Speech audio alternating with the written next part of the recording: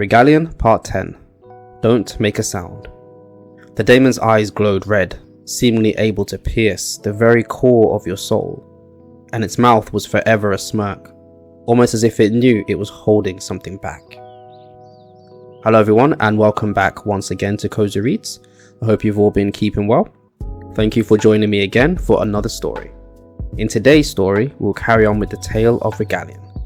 After making their plan, Jezebel ventures deeper into the facility while Scarlett distracts the enemy. Piercing the veil and witnessing a battle between titans, forcing her to use stealth and silence to avoid certain death. As Jezebel went deeper into the facility, she could hear the voices of the two Reaper leaders from earlier, shouting as though they were in combat with something powerful enough to take on two core Reapers.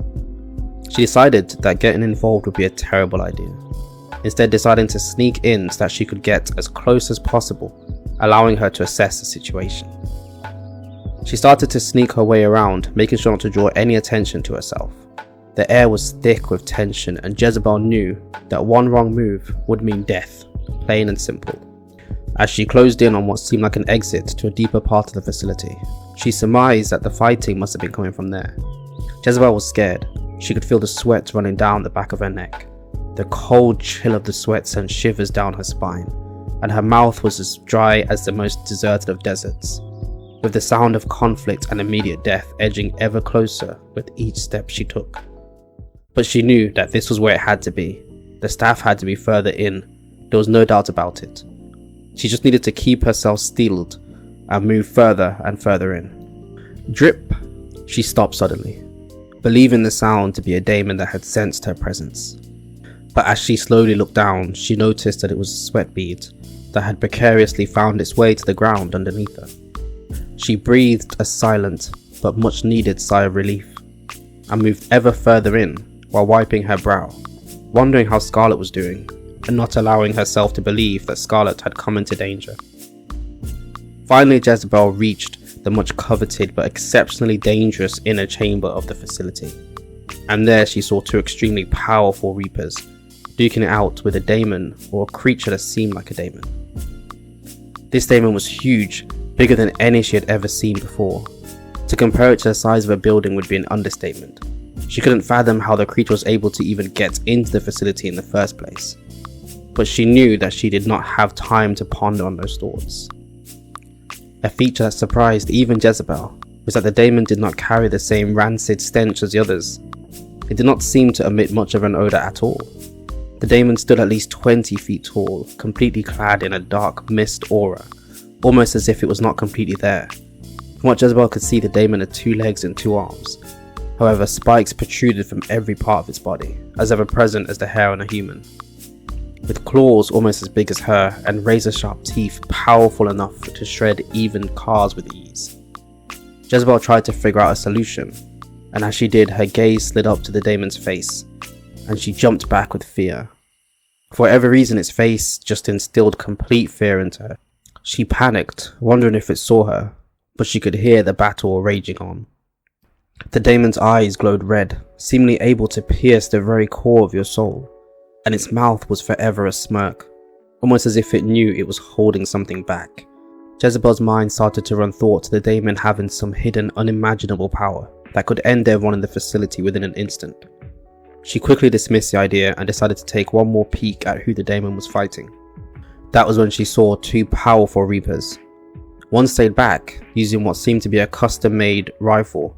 She shot with deadly accuracy, every shot penetrating the Daemon's mist armor and damaging its core. This unknown sniper wore a shawl that covered most of her body with skin-tight trousers and heavy shoes, while also clad on top of her more vital spots were pieces of metallic armor. She also wore heavy-duty goggles, which Jezebel surmised were most likely goggles built to help her with her aim, as well as a hat that seemed to be for protection, as it seemed more like a redesigned hard hat. Jezebel took an interest in this girl, deciding that if she wasn't such a bad guy, she would try her luck. She also glanced over at the other girl, a more upfront and personal fighter. The girl used chakrams to attack the Daemon, bobbing and weaving through its attacks and catching her own thrown weapons with ease.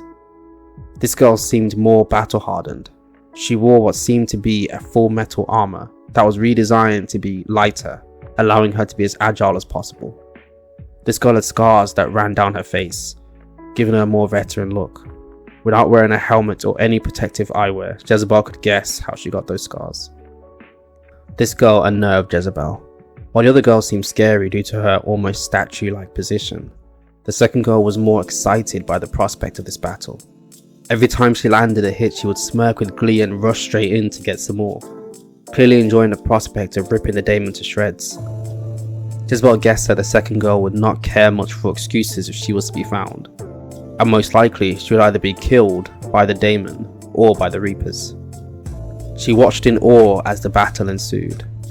The gun in the back was firing at blind spots in the Daemon, moving around to find better vantage points, or when the Daemon disturbed her spot. The Daemon swung its arms in a ballistic fashion, moving with such speed and accuracy that Jezebel knew one swing from that thing, and she wouldn't even have time to think, let alone avoid the attack. The facility shook with the results of the battle. Walls and pieces of the roof lay shattered on the ground. The close quarters fighter moved with such determination that Jezebel thought one swing from her chakrams would be enough to fell even the sturdiest of trees. Weaving in and out of the creature's attacks, like a fox weaving in and out of its burrows.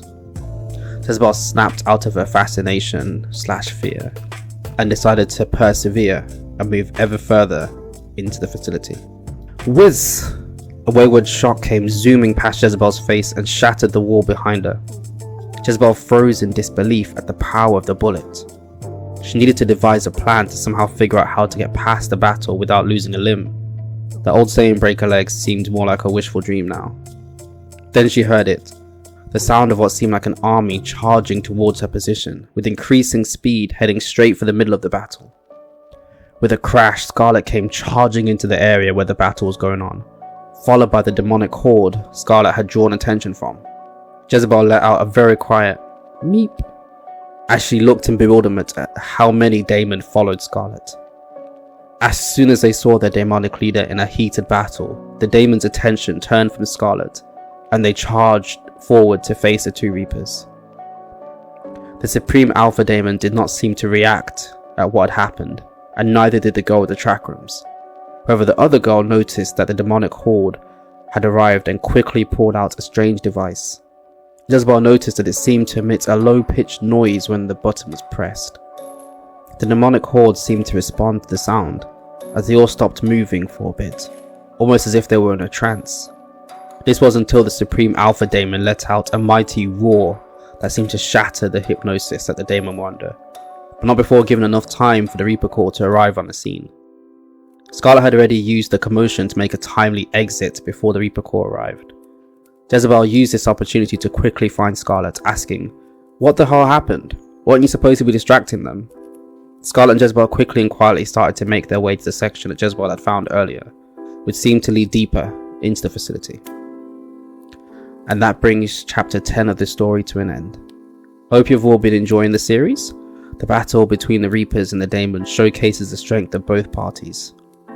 Alpha Daemon are true leaders of the pack, able to decimate armies by themselves. For two Reapers to keep up with one, it shows just how powerful they are, and just how much more careful Jezebel and Scarlett would have to be to ensure that they do not wind up injured in the crossfire.